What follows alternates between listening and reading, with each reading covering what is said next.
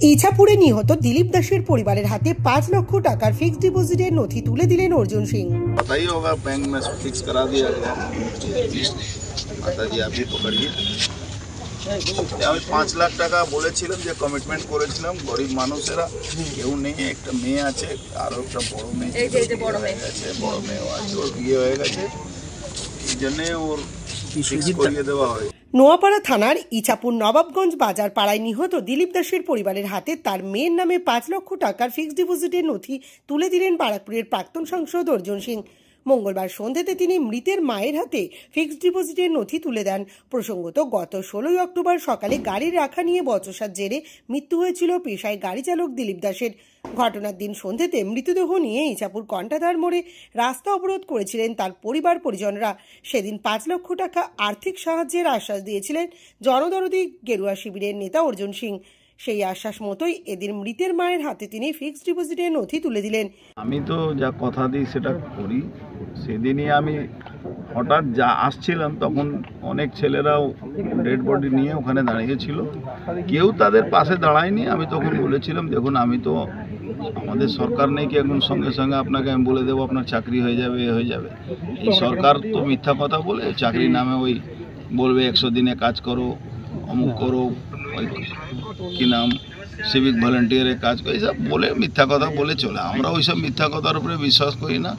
আমরা ওনাকে বলেছিলাম সেদিনই কি আমি 5 লাখ টাকা ব্যবস্থা করে দেব, যাতে ওনার মেয়ে সামনে যখন বড় হবে তার বিয়ের লেখাপড়াতে সুবিধা হবে। আমি আজকে আমার কমিটমেন্ট, ব্যাংক 2-3 দিন ব্যাংক বন্ধ ছিল, সেই জন্যে সেদিন আসতে পারিনি। আজকে সকালবেলা টাকা পাঠিয়ে ব্যাংকে ওনার ফিক্স করে দেওয়া হয়েছে ওনার মেয়ের নামে, আর ওনার মাকে নমিনি করে দেওয়া হয়েছে, সেটা ব্যবস্থা। আইনে ওনারা যদি আমাদের থেকে সাহায্য নিতে চান, কোর্টে মামলা যখন যাবে আমাদের তরফ থেকে আমাদের উকিল দেব, যাতে ওই অপরাধীদেরকে যাতে বাঁচতে না পারে। বিজেপি নেতার কথায় তিনি কথা দিয়ে কথা রাখেন। অনেকেই আসেন রাজনীতি করার জন্য, কিন্তু খুব গরিব পরিবার হওয়ায় তিনি তাদের পাশে দাঁড়িয়েছেন। চাকরির বিষয়ে প্রাক্তন সাংসদ অর্জুন সিং বলেন, এক্ষুনি চাকরি দেওয়া সম্ভব নয়, তবে ভোট পরবর্তী হিংসা যখন হয়েছিল সেই সময় দেশের স্বরাষ্ট্রমন্ত্রী 51টি পরিবারকে বিএসএফ এবং সিআরপিএফ এ চাকরির ব্যবস্থা করে দিয়েছিলেন।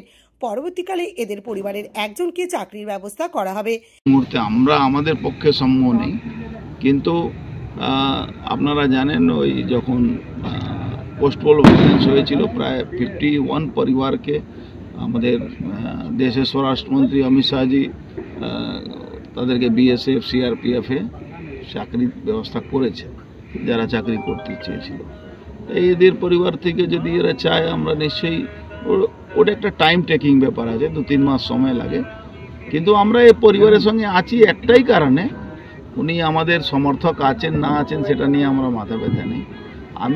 উনি খুব গরিব পরিবারের লোক ওরা, আমি এটা খবর পেয়েই আমি বললাম না ওদের পাশে আমাদের দাঁড়া, খুব গরিব এরা, আমি তার পাশে দাঁড়াবো।